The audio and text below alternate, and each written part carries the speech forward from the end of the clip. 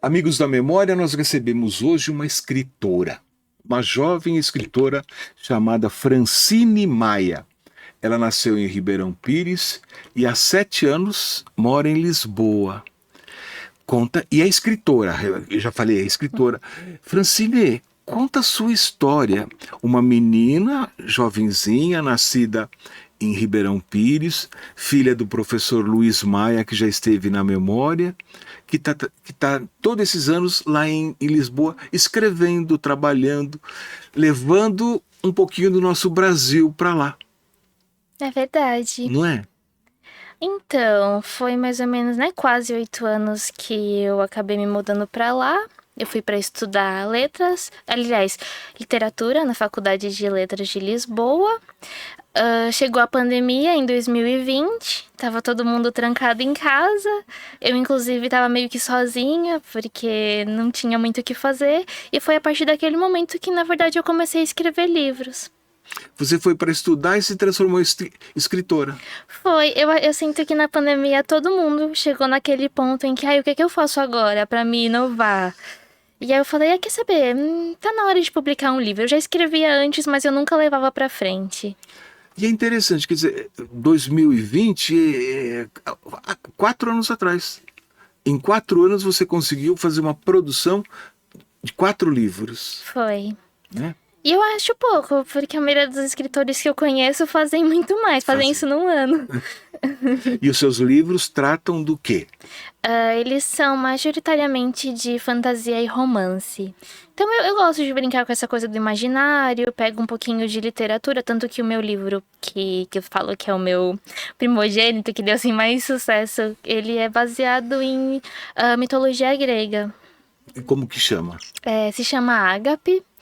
Ele, na época que eu lancei, tinha um outro nome, agora que ele vai ser relançado por uma editora, é Ágape Amantes Eternos, que basicamente fala da recontagem do mito de Cupido e Psique, mas é mais uma história um pouco mais moderna, com quê de amor proibido, aqueles elementos mais clichês.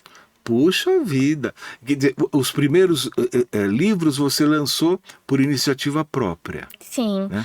E hoje você falou que está, antes de iniciar a entrevista, que está assinando um contrato com uma editora, né? isso mesmo. E que vai relançar esses 4 livros. É isso. E você vai trabalhar em outros títulos, em outras, né? Eu espero que sim. Eu tô Tá. torcendo para que esses deem certo.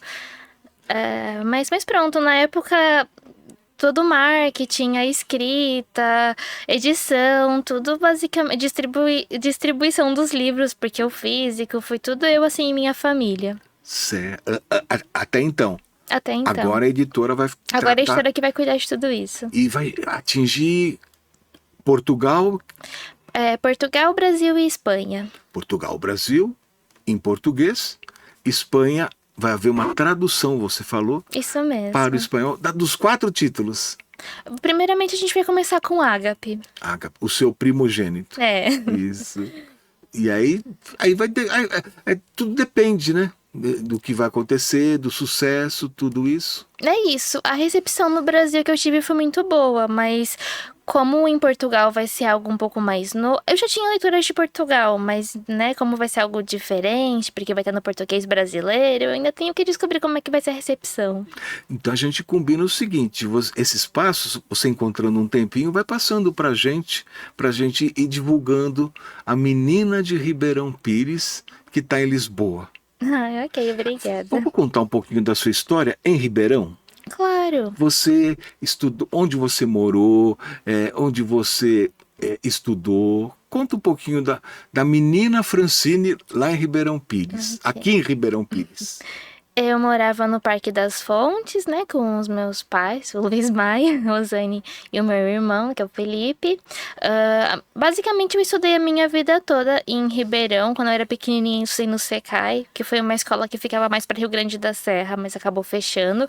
Depois foi da minha infância até terminar a escola na mesma, que era o Colégio Objetivo, em Ribeirão Pires também. Quando eu me formei, chegou a época de ir para a faculdade, eu comecei a estudar Direito em São Bernardo do Campo, Ah, é? a terra do Na Senhor. faculdade de Direito. Uhum, essa mesmo. Só que começou a passar o tempo e eu tava sentindo que Direito não era pra mim. Tá. Que eu acho que é um erro que acontece muito quando você começa a estudar com 17. E nisso eu vi que abriu uma oportunidade. Aliás, antes de chegar nesse ponto, eu fiz uma amiga, que era a Lúcia, de Portugal, online. E ela veio me visitar, tanto que ela ficou na minha casa, na casa da minha família. E por causa disso, meus pais depois me deixaram ir pra Portugal visitá-la. E eu gostei muito, muito, muito de Portugal, ao ponto, tipo, eu quero muito voltar pra cá. Então, quando eu voltei pra Ribeirão, eu já tava muito naquela de trancar a faculdade de Direito que eu não tava mais feliz.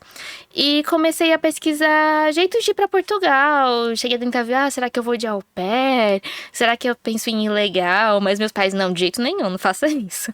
E nisso eu vi que tinha uma oportunidade que algumas faculdades de Portugal começaram a aceitar o Enem como nota para poder entrar nas universidades. E fazia pouco tempo que eu havia feito o Enem, ainda valia de 3 anos, algo assim, então eu falei, não, vou tentar usar minha nota do Enem. Apostei na Faculdade do Porto e na de Lisboa. Só que na época era muito limitado, era 2 vagas para Brasil, nem era para estrangeiros, era para brasileiros e você competia com o Brasil todo. Tanto que eu queria muito ir pro Porto e eu já não consegui. E só aí eu já fiquei triste e eu nem assim, não passei em nada, deixar pra lá, vou ver outras alternativas. Nisso a minha amiga Lúcia, que por acaso ela estudava na Faculdade de Lisboa, ela me ligou e ela passando lá, viu, falou, ela foi ver aqui no quadro, você viu que você passou? Fiquei tipo, eu passei e... Nossa, A sua amiga Lúcia, que te visitou em Ribeirão, que é de Lisboa, ela que te deu a notícia. foi. Inclusive, na verdade, o nome dela é Olga Lúcia, mas ela falou que nós brasileiros a gente não consegue falar o L. Então ela sempre pede, me chama de Lúcia que tá bom. Tá certo. E você tem amizade com ela até hoje. Tenho. Ela mora em Lisboa também. Uhum. Quer dizer, você competiu com o Brasil, 2 vagas. Você, a outra vaga você ainda não descobriu quem foi que ganhou, tal. Mas você tá lá, estava estudando, escrevia. Vamos lançar o livro. Né? Foi assim, Foi simples assim, né? Que na verdade é muito complexo, não é? É engraçado, porque parece que todos os caminhos levavam a isso. Só que até então, quando você é mais jovem, você não sabe. Tudo é muito, vamos ver, será que vai dar certo? E os exemplares? Quantos exemplares, assim, você, nesses livros, você tem essas ideias, assim? Então, na época, os físicos, eu cheguei a. Só eu, né? Distribuí com a minha família, encomendei com uma gráfica. Foram vendidos 1.000 exemplares, que eu lembro que ficou um número bem redondo. 1.003, ficou assim, quase redondinho. Só que os e-books, eu não tenho muita noção, porque a plataforma da Amazon, ela nos avisa por páginas. E o que eu sei é que chegou a 1 milhão de páginas lidas. Ah, eu não consigo dar mais ou menos, mas foi mais ou menos por aí. Tanto que na época foi isso que chamou a atenção da minha agente, que era a Mônica, e ela entrou em contato comigo e falou: Olha, tinha interesse em publicar o seu livro. Que legal, que coisa boa. Então vamos falar dos outros 3 livros, né? Os 3 títulos seguintes. Então, o primeiro que foi lançado em 20, 2020, no mesmo ano que você chegou lá? Foi 2020? Não, foi em você chegou um pouco antes. 2017. Foi antes da 2020 a Sim. pandemia. Então lançou o livro. Exato. Aí foi legal, deu sucesso. Vamos para o segundo número. Aí eu lancei o spin-off dele, que era Eros. Depois disso eu lancei o... Aliás, eu tô até pulando uma ordem aqui, né, pai? Eu tenho um que é o Guardião dos Mortos e que... Se eu parar pra pensar, ele foi meu primogênito, porque eu tinha amigas que faziam uma faculdade aqui de editoração e elas estavam procurando um livro pra lançar como TCC e eu tinha esse escrito, Guardião dos Mortos, e eu mandei pra elas, eu falei, a gente pode publicar o seu livro? Eu falei, manda, ok, pode ser. Manda a ficha. Na verdade, esse eu nunca cheguei a publicar, porque esse foi só o trabalho de TCC delas, mas eu poderia dizer que esse foi o meu primeiro, tá? Tá. Então eu decidi republicar ele como particular meu, e por fim um que era Amantes Sangrentos. Amante Sangrento. literatura, suspense, Era também uma fantasia, mas envolvendo vampiros. vampiros. Porque eu fui muito fã de Crepúsculo. Eu falei, não, eu tenho que lançar um livro também com esse tema. Tá. A nossa Paranapiacaba é um bom cenário, não é? É perfeito. Inclusive, tem um romance, eu não lembro agora de qual autora, que se passava em Paranapiacaba. Eu achei incrível, porque lá é ideal pra você fazer esse tipo de romance sobrenatural com mistério. Coisa da neblina, a arquitetura, né, que remete a inglês, o relógio antigo. E o papai nasceu em Paranapiacaba, Ainda tem né? isso. E sempre levou vocês para lá, Sempre. né? A casa dele tá lá, ele tirou foto junto. Ele faz o tour completo, guiado. Na próxima vez que for lá, provavelmente a gente vai ter panfletinho e tudo. Legal. Me fala um pouquinho, assim, as suas preferências na área de literatura, né? Autores nacionais, autores internacionais. Quem que você lê?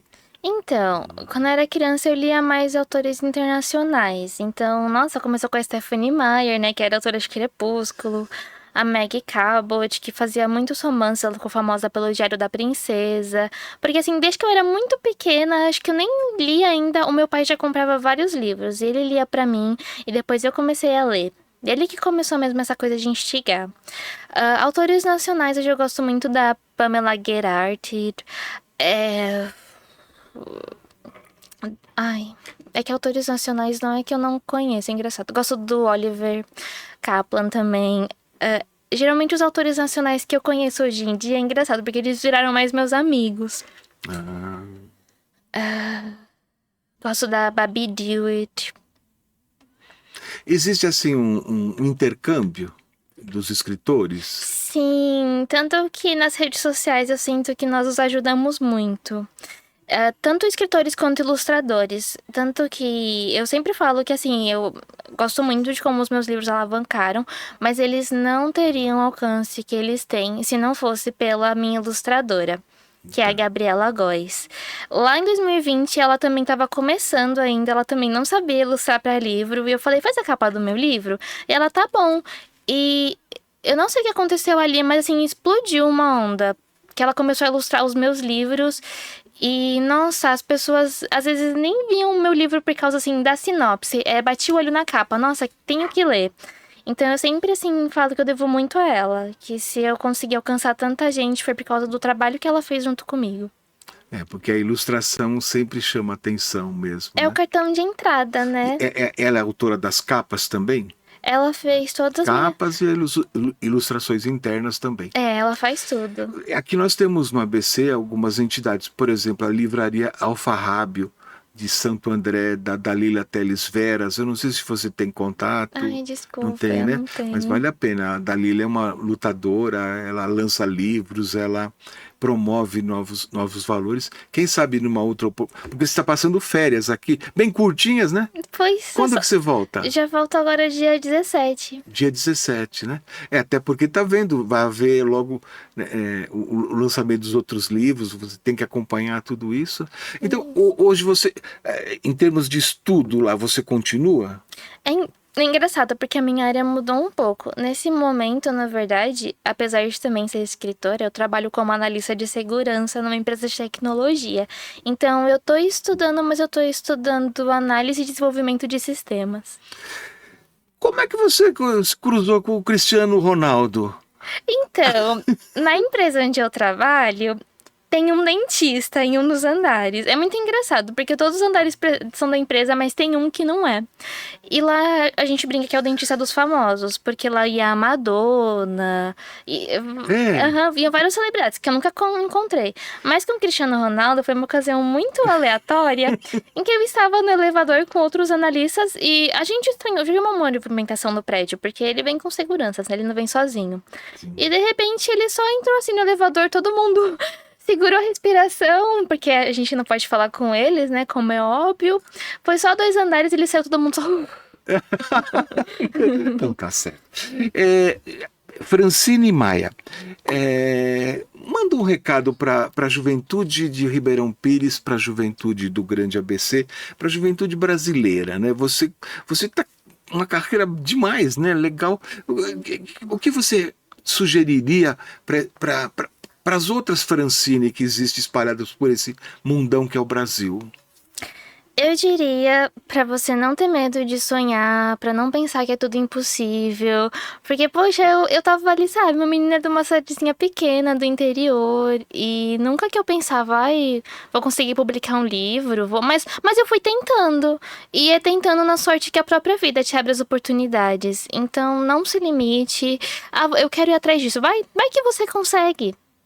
Vai dar certo. Tá certo. Agora você vai, naquela câmera, mandar uma mensagem para a mamãe, para o papai, para o teu irmão, para os teus colegas do Objetivo. O Objetivo lembra de você? Sabe de você, do que acontece com você? Ah, acho que não. Acho que eu não fui tão marcante, não sei.